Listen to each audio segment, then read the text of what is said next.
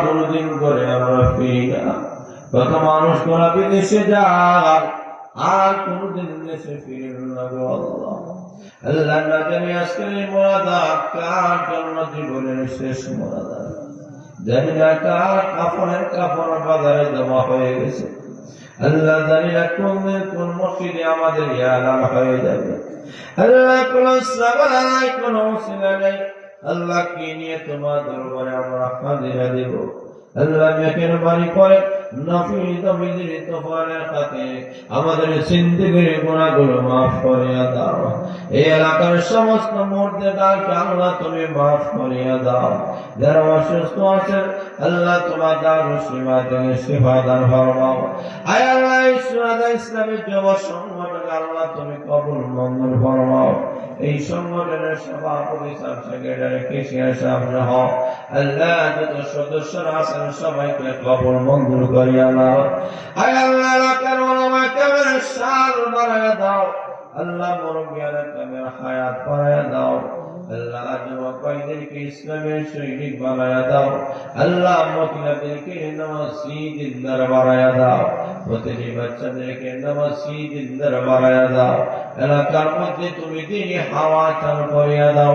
সকল প্রকার বদনি থেকে আমাদেরকে তুমি হেফাজত ফরমাও।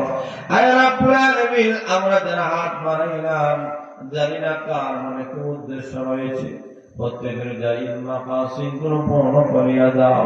আয় রাব্বুল আলামিন, এই সংগঠনের সাথে আমাদের জড়িত থাকার তৌফিক দিয়ে দাও। আয় রাব্বুল আলামিন, তোমার দরবার ছাড়া আমাদের যাওয়ার কোনো জায়গা নাই। আল্লাহ আমার কোনো জায়গা নাই। আল্লাহ তুমি যদি মাফ করে না দাও, কে আমাদেরকে মাফ করে দেবে? আল্লাহ মেহেরবানি করে আমাদের জীবনের গুনাহগুলো তুমি মাফ করিয়া দাও।